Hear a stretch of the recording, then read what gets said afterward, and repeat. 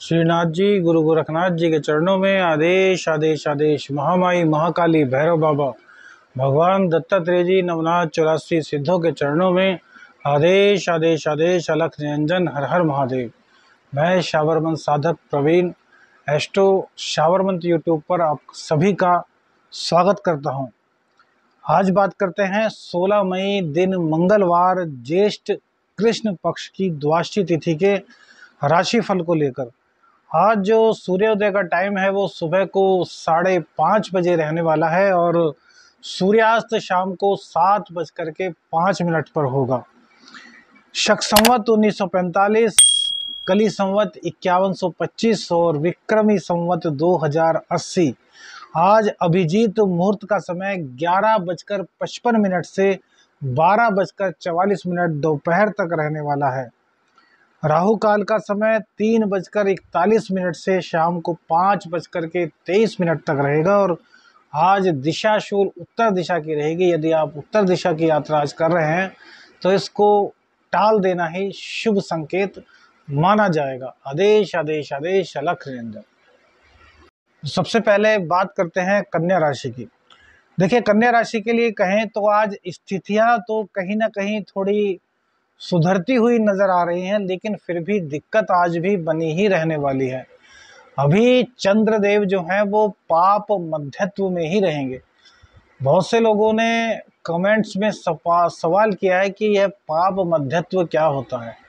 देखिए, जब चंद्रमा के आगे और पीछे पाप ग्रह अर्थात तो क्रूर ग्रह की संज्ञा ज्योतिष शास्त्र में जिन ग्रहों को दी गई है, जब उनके बीच में चंद्रदेव आ जाते हैं तो चंद्रदेव को दोष लग जाता है। चंद्रदेव बहुत कोमल हैं, बहुत ही शुभ ग्रह हैं।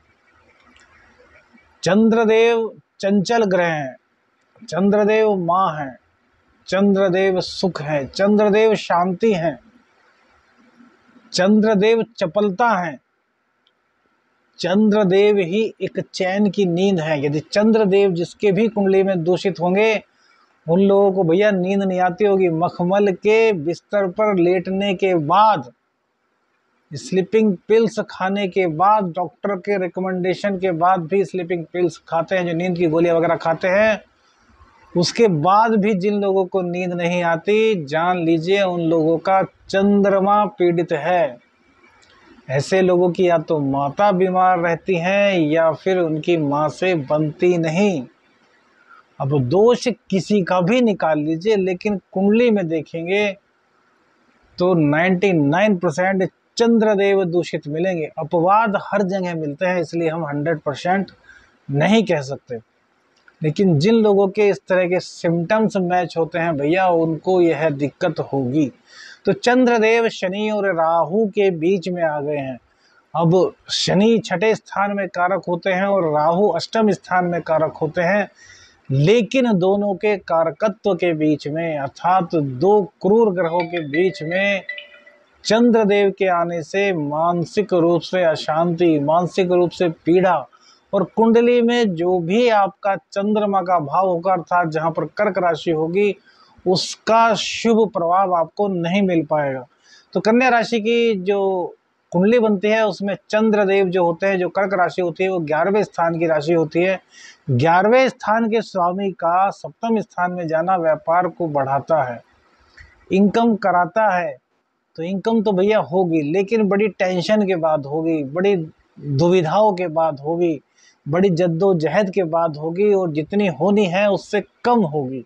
यह बात तो तय मानकर चलिए। हाँ, चंद्रमा की डिग्री अब बढ़ गई है, चंद्रमा की गति बहुत तेज होती है, 2.5 दिन में अपनी राशि को परिवर्तित कर देते हैं, इसलिए अब स्थितियां थोड़ी बहुत आपके पक्ष में रहेंगी।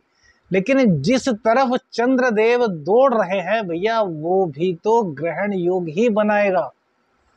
राहु के साथ जब चंद्रदेव आएंगे तो भी ग्रहण बनेगा, वो अगले राशिफल में आपको बताएंगे। फिलहाल की स्थिति में आपको अपने मन को शांत रखना है, माँ की सेवा करनी है, माँ के पैर दबाइए आज और माँ के पैरों के नीचे की मिट्टी लेकर के उसका तिलक अपने मस्तक पर कीजिए। देखिए तुरंत किस प्रकार से आपको शांति मिलती है और जो दुविधाओं का एक जाल सा बुना गया है उस जाल को काटने में आपको मदद मिलेगी। माँ मजबूत होगी, माँ का आशीर्वाद मिलेगा तो सभी दुख दुविधाएं दूर होंगी। कन्या राशि वाले खास तौर से सुनिए, क्योंकि चंद्रदेव कन्या राशि वालों के लिए आय के मालिक होते हैं, इनकम के मालिक होते हैं, इसलिए चंद्रदेव को हमेशा मजबूत रखना चाहिए। और चंद्रदेव माँ की सेवा से, माँ के आशीर्वाद से, माँ का कहना मानने से, माँ की गोद में लेटने से, अरे भैया कितने भी बड़े हो जाओ, माँ के लिए तो हमेशा बच्चे ही रहोगे। तो कुछ देर अपनी माँ की गोद में लेटा करो, देखो चंद्रदेव का आशीर्वाद कैसे मिलता है, चंद्रदेव का वरदान कैसे मिलता है। व्यापार आपका चलेगा, लेकिन साझेदारों से आपको थोड़ा आज सावधान रहने की आवश्यकता है, क्योंकि उनके मन में कहीं ना कहीं कुछ आपके लिए कुत्सित विचार आ सकते हैं। हालांकि बिगाड़ कुछ नहीं पाएंगे। शनिदेव का वरदान आपको अभी 2.5 साल के लिए प्राप्त है। 2.5 साल बाद जब कंटक शनि आएंगे तब दिक्कतें बढ़ेंगी, लेकिन अभी फिलहाल शनिदेव आपको बहुत संभालेंगे, बहुत ज़्यादा संभालेंगे।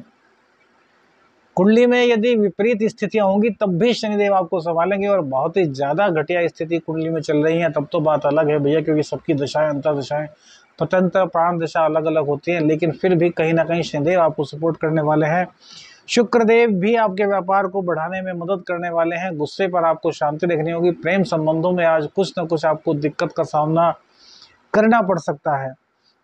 देखिए सूर्यदेव जो है, सूर्यदेव अभी अपनी राशि चेंज कर चुके हैं। जो सूर्य ग्रहण था वो कुंडली में से हट चुका है, तो सूर्य देव जो है वो नवम भाव में आपके आ चुके हैं, लेकिन अभी अस्त अवस्था में है।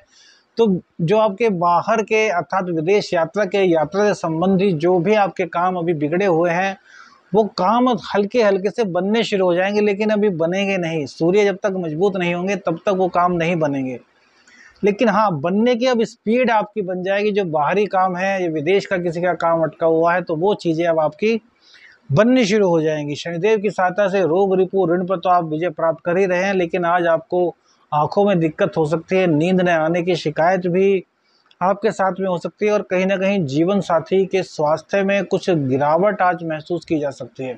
आपका मन आज बोझिल सा रहने वाला है। कोई काम करना चाहेंगे तो उस काम को करने के लिए आपको अपनी पूरी ताकत लगानी होगी। यह नहीं कि एक जोश आएगा और उठे और कर दिया काम, नहीं है भैया। आज थोड़ी एक्स्ट्रा एफर्ट्स आपको करनी होगी, एक्स्ट्रा मेहनत आपको करनी होगी, तभी आपको उस परिश्रम का परिणाम मिल पाएगा। तो आज बिल्कुल भी आलस्य मत कीजिएगा। रात्रि में जल्दी सोने का प्रयास कीजिएगा, और यदि अल्कोहल वगैरह लेते हैं तो आज मत लीजिए। देखिए हम अल्कोहल के बिल्कुल भी खिलाफ नहीं है।